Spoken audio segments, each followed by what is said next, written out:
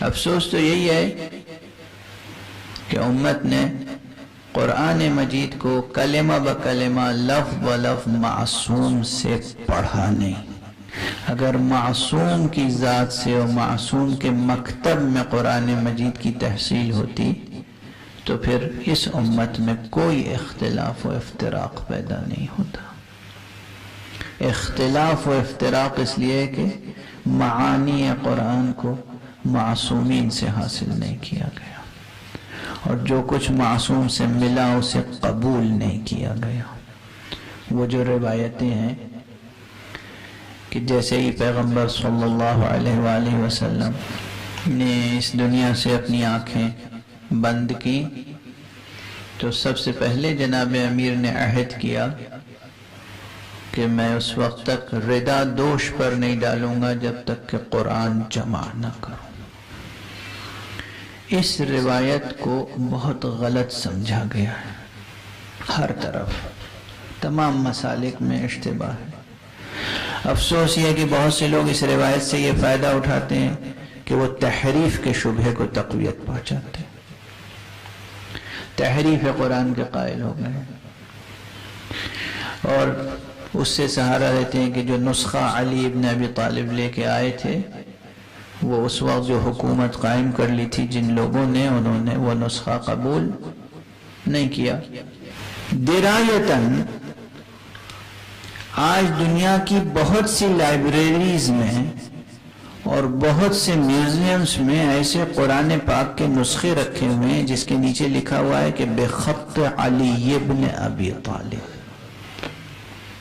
علی ابن ابی طالب کے دست مبارک سے لکھا ہوا ہے۔ وہ نسخے اٹھائیے اور موجودہ چھپے ہوئے قرآن سے ملائیے، کوئی اختلاف ہے؟ نہیں ہے، ایک حرف کا اختلاف نہیں ہے۔ پھر یہ کیسے دعویٰ کیا جا سکتا ہے کہ امیر المومنین علی ابن ابی طالب علیہ السلام نے جو قرآن جمع کیا تھا وہ اس سے مختلف تھا؟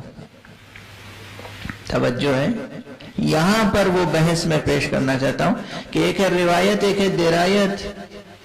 ایک نسخہ ہمارے سامنے ہے، آپ جا کے لیب میں ضرور مزید سرچ کر لیجئے، کاربن ڈیٹنگ کرا لیجئے، کاغذ کب کا ہے، روشنائی کب کی ہے، 1400-1500 سال کی پہلے کی ہے یا نہیں ہے، آپ جتنی ریسرچ۔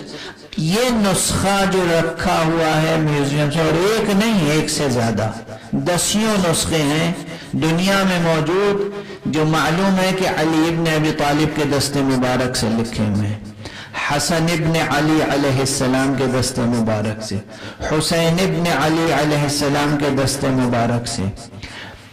مشہد مقدس میں امام رضا علیہ السلام کی کتب خانے سے منسلک متصل، اور آستان قدس رضوی کا جو کتب خانہ ہے وہاں ایک پورا قرآن کا میوزیم ہے، موزہ قرآن۔ اس قرآن کی میوزیم میں 14-15 نسخے رکھے ہوئے ہیں، جن میں سے 7 نسخوں پہ تو یقین کے ساتھ لکھا ہے کہ یہ کس معصوم کے ہاتھ کا لکھا ہوا ہے، باقی 7-8 نسخوں پر ہے کہ یہ معصومین میں سے کسی ایک کے ہاتھ کا لکھا ہوا ہے۔ اتنے نسخے موجود ہیں، یہ درایت ہے۔ یہ جو نسخہ سامنے دستخط مبارک معصوم سے لکھا ہوا رکھا ہے، اس درایت کو، اس حقیقت کو، اس وجود کو سامنے رکھیں یا اس روایت کو سامنے رکھیں؟ وہاں راز اور کچھ اور تھا، اسرار اس روایت کے کچھ اور ہیں۔ وہ جو نسخہ پیش کیا گیا تھا اس نسخے پر آیات کے ساتھ حضرت نے آیات کی شان نزول اور تعویل کی طرف بھی اشارے فرمائے تھے۔ وہ تعویل نہ تب قابل قبول تھی مخالفین کے لیے، نہ آج قابل قبول ہے، اس لیے وہ نسخہ حضرت نے واپس لے لیا۔ یہ نہیں کہ قرآن کوئی اور تھا، آیات کی ترتیب کچھ اور تھی، سوروں کی ترتیب کچھ اور تھی، ایسا نہیں ہے۔ ورنہ پھر یہی عرض کر رہا ہوں، یہ بات کہ یہ جو دست مبارک سے لکھے ہوئے قرآن ہے یہ کیا تقیہ ہے؟ معصوم خود تقیہ کرتا نہیں ہے، تقیہ سکھاتا ہے۔